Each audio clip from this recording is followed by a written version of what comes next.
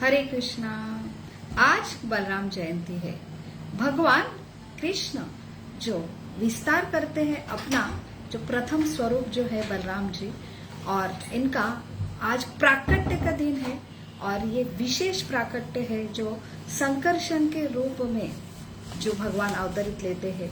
और आज ही जो भगवान संकर्षण जो ट्रांसफर किए जाते हैं जो देवकी के गर्भ से रोहिणी मैया के गर्भ तक, और जो वो संकेत देते हैं भगवान कृष्ण के आगमन का, ये बलराम जी है, गुरु तत्व है।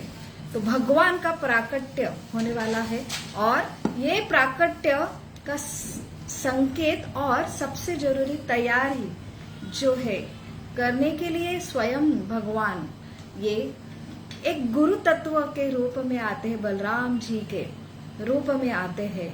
और ये आज संकेत दे रहे हैं कि जल्दी ही भगवान कृष्ण का अवतरण होने जा रहा है।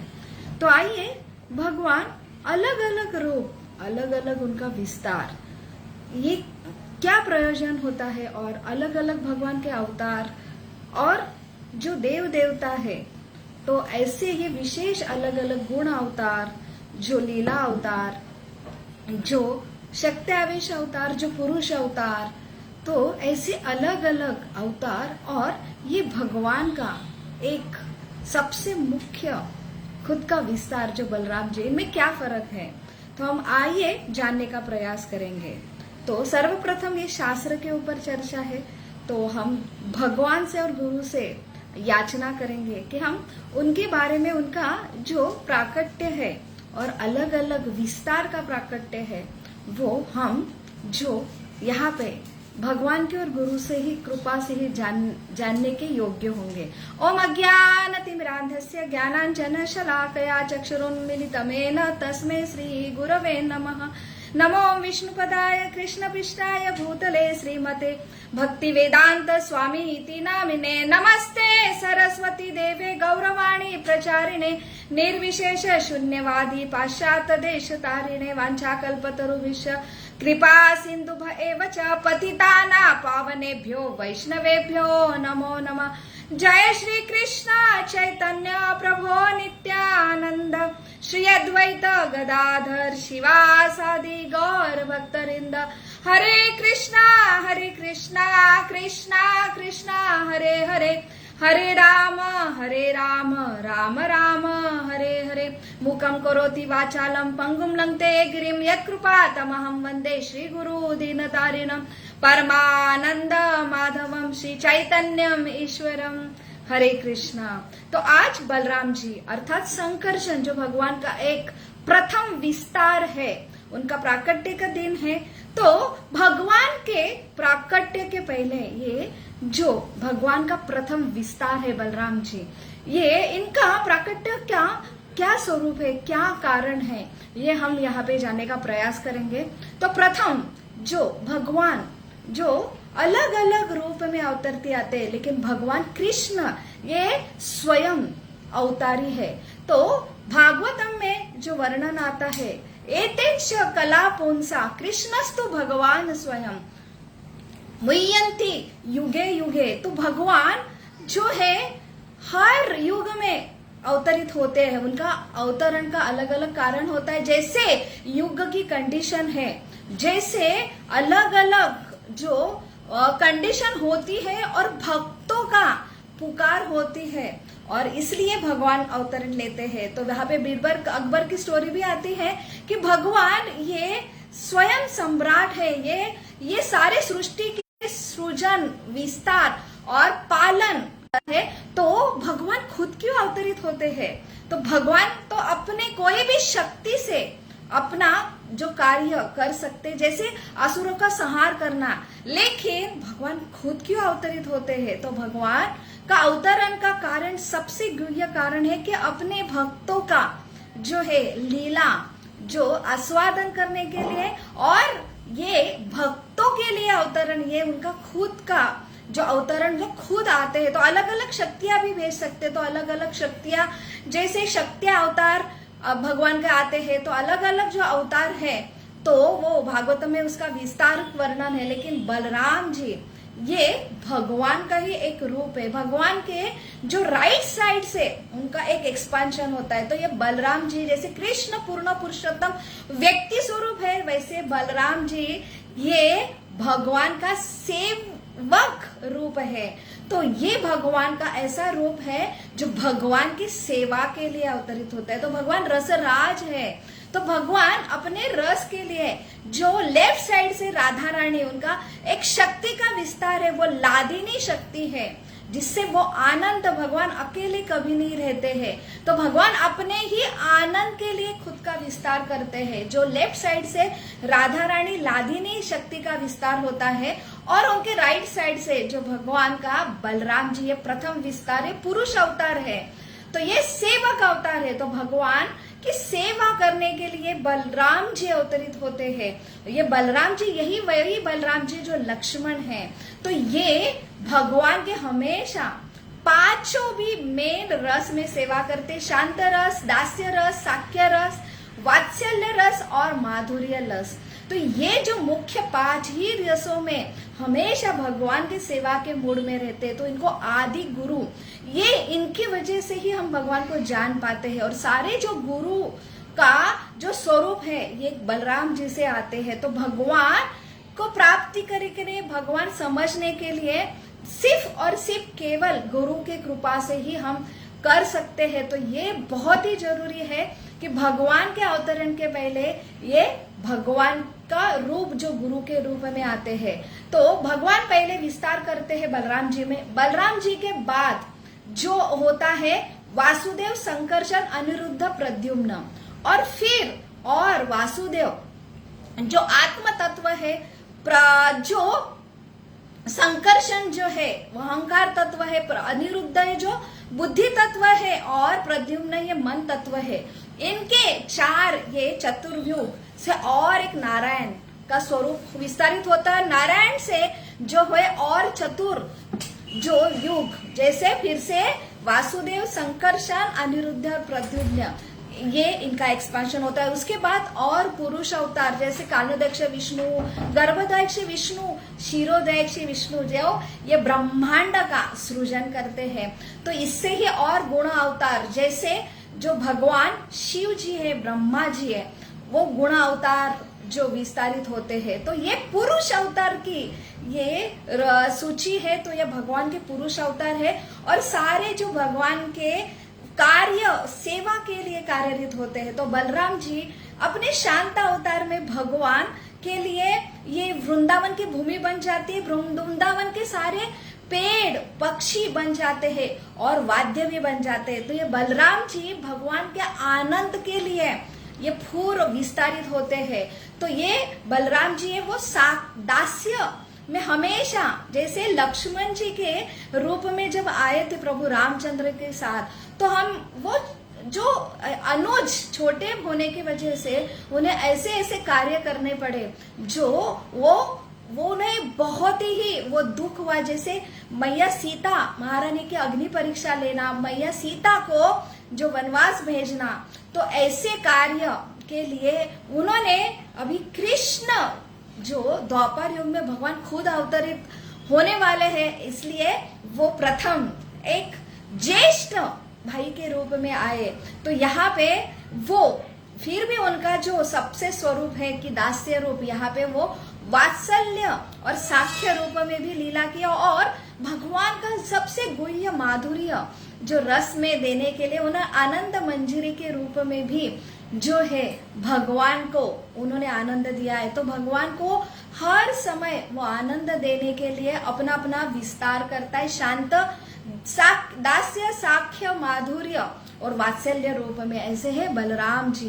तो बलराम जी इन्हें संकर्षण किया जाता है। जैसे हम आज मॉडर्न युग में हम बहुत मनुष्य ऐसे लगता है कि बहुत एडवांस हुए हैं, लेकिन हम देखते हैं कि भगवान का जो प्राकट्य हुआ जो बलदेव जी का, वो जो देवकी के गर्भ में जो 7वें महीने में ही उनको ट्रांसफर किया गया, जो वासुदेव की दूसरी पत्नी जो थी रोहिणी, तो यहाँ पे उनका गर्भ से ही जो है ट्रांसफर किया गया, तो ऐसा एडवांस टेक्नोलॉजी, इसलिए तो उन्हें संकर्षण किया जाता है। तो भगवान आने के पहले जैसे गर्भ में देवकी के 6 पुत्र मारे गए, तो ये 6 जो है वो असुर का रूप है। तो हमारे हृदय में भी तो भगवान का प्राकट्य कैसे हम समझे आज के युग में, तो भगवान हम देख नहीं सकते हैं, लेकिन ये देखने की आंखों की भौतिक आंखों से चीज नहीं है। तो ये हृदय हमारा शुद्ध होगा तो ये चेतना जितनी शुद्ध होंगी,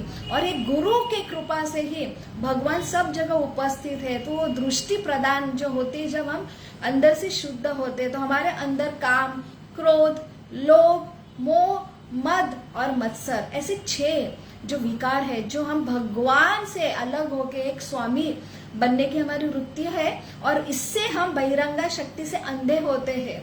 और इसलिए ये हृदय में जहाँ पे भगवान का निवास है, वहां पे हम ऐसे आसुर तैयार होते, तो भगवान कैसे अंदर होके भी हमें उनका प्राकट्य होगा नहीं।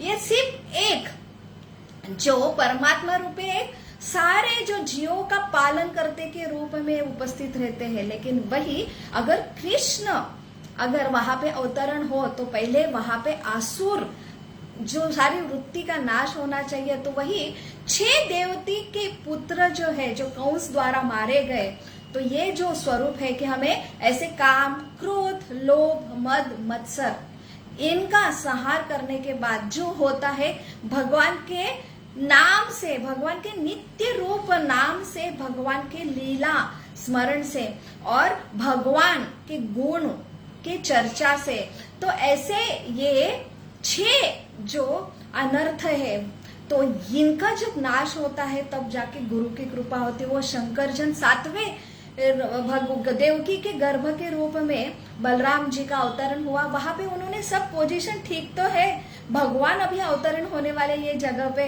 तो वहां पे उन्होंने सब पोजीशन देखने के लिए उन्होंने ये देवकी के गर्भ में अवतरित हुआ, और फिर वो ट्रांसफर हो गए। तो ये होता है सही में जो है बलराम जी का मुख्य कार्य के गुरु के रूप में आते भगवान अवतरित होने के लिए सारी तैयारी का प्रयोजन करते, और फिर जो आता है कि ऐसे हृदय में जो है, ऐसे गर्भ में, तो ये देवती का गर्भ, ये हमारा जीवों का जो हृदय है, तो वहां पे बलराम जी की कृपा होंगी, तभी वहां पे भगवान का अवतरण होगा, और तभी जो कृष्ण जो स्वयं भगवान है उनका अवतरण हुआ। तो ये हमें बलराम जी अपने सारे उदाहरण से हमें सिखाते हैं कि भगवान के कैसे जीव का संबंध होना चाहिए। तो हम जो है, हम भगवान के शक्ति जो तटस्थ शक्ति के रूप में है, तो वहां पे हमारा सबसे मुख्य स्वरूप है, जीवेरे स्वरूप है नित्य कृष्ण दास। तो हम ये रूप में अगर भगवान से आदान प्रदान करने के लिए हम तत्पर होते हैं, और ऐसे में अगर हम भगवान की सेवा, तो भगवान को तो कोई भी हम मानना बहुत ही, हमारे भारत भूमि में जन्मे हैं, तो भगवान कृष्ण को जानना, भगवान की आराधना करना, ये बहुत ही स्वाभाविक होता है, क्योंकि ये भूमि है इतनी पवित्र है। लेकिन उसके आगे हमने भगवान को और हमारा स्वरूप जानने के लिए हमें ऐसे गुरु तत्व जो परंपरा से आए हैं, तो ऐसे या आदि गुरु जो बलराम जी से आए हैं, ऐसे ये गुरु तत्व से अगर हम भगवान की कथा जानते हैं, भगवान का प्राकट्य का जो अर्थ समझते हैं, और भगवान के जो उपदेश समझ के अपने जीवन में लागू करते हैं, तो भगवान का जो अवतरण हमारे हृदय में होना बहुत ही जो है संभव होता है गुरु के कृपा से। तो बहुत ही जरूरी है, सिर्फ 7 दिन बचे हैं भगवान के जन्म के लिए, तो अर्थात हमें भगवान के लिए तीव्रता से तत्पर होना, और उनके हमेशा श्रवण करके ही हमारे हृदय से खुद के प्रति जो हम हमेशा हमारे इंद्रिय भोग के लिए, हमारे सारे एंजॉय के लिए हम तत्पर रहते हैं। लेकिन बलराम, बल का अर्थ है जो है बल, सामर्थ्य, वो आध्यात्मिक सामर्थ्य, और राम का अर्थ है आनंद। तो सही ये सृष्टि में जो आनंद है, तो हम भी आनंद होते भौतिक जीवन में हम खाने पीने से और हमें कुछ उपलब्धियां हासिल हुए हैं तो हमें आनंद होता है, लेकिन ये बहुत ही तुच्छ आनंद है।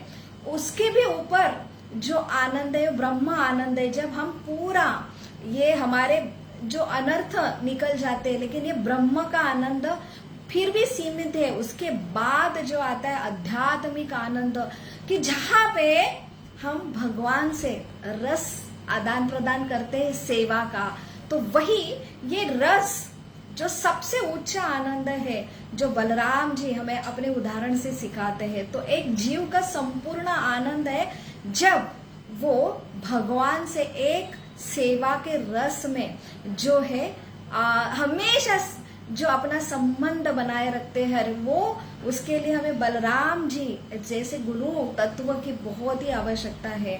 तो आज के बलराम तिथि से एक ही संदेश मिलता है कि कैसे भगवान जो सेव्य भगवान है, लेकिन वो हमेशा ही जीवों की सेवा करने के लिए हृदय में क्षीरोदय श्री विष्णु परमात्मा के रूप में जो चाहिए वो जीवों की इच्छा अनुसार उन्हें अंदर बाहर से हमेशा सेवा के रूप में रहते हैं। लेकिन ये इसलिए तो हम आनंदी नहीं रहते हैं। जब हम सेवक होते और भगवान को हम स्वामी मानते हैं, तब जाके जो ओरिजिनल जीव का आनंद की शुरुआत होती है। और ये जो सबसे ऊंचा आनंद है वो हमें बलराम जी की कृपा से प्राप्त होती है। तो आइए हम ऐसे बलराम जी के आविर्भाव के दिन जो उनकी कथा और उनका जो सेवक स्वरूप है उसके जो हम उनका अनुसरण जो उन्होंने अपने जो लीला में दिया है, उनका जो लक्ष्मण के रूप में आते हैं, तो कैसे वो 24 घंटा जैसे 14 साल वनवास हुआ, तो वो जो है अपनी पत्नी को त्याग कर भगवान राम के सेवा में, अपने भाभी के सेवा में उन्होंने 14 साल वो एक रात्रि भी नहीं सोए हैं। और ऐसे ये तत्पर सेवा के लिए रहने के लिए और इतना सैक्रिफाइस जो करते हैं, तो वो अपने उदाहरण से सिखाते हैं। बलराम जी के रूप में भी आते हैं तो हमेशा उनका वही मूड रहता है कि भगवान को कैसे आनंद दे। तो यही एक मूड लेके हम जो है भगवान का जो कृष्ण का तत्परता से स्वागत करने के लिए तैयार रहे। तो यही आज का बलराम जयंती का सबसे मुख्य संदेश है कि कैसे एक जीव भगवान जो है स्वामी है और भगवान का हमारा संबंध जो है, हम उनके सेवा जो सबसे मुख्य हमारा आनंद है, रस है, उसके लिए अगर हम इच्छा भी करते हैं नाम मात्र, तब गुरु की कृपा होती है और हमें जीवन का जीव का सही आनंद और शाश्वत आनंद के लिए सारे द्वार हमारे खुल जाते हैं। तो ये है भगवान के अवतरण का प्रयोजन, जो अलग अलग विस्तार में ये जीवों का कैसे पूर्ण रूप से आनंद देके अपने शाश्वत धाम में लेके जाए, यही भगवान के सारे विस्तार का जो है प्रयोजन है। हरे कृष्णा कृष्ण कृष्ण हरे हरे, हरे राम राम राम हरे हरे। आप सभी को बलराम जयंती की लाख लाख शुभकामनाएं। हरे कृष्णा।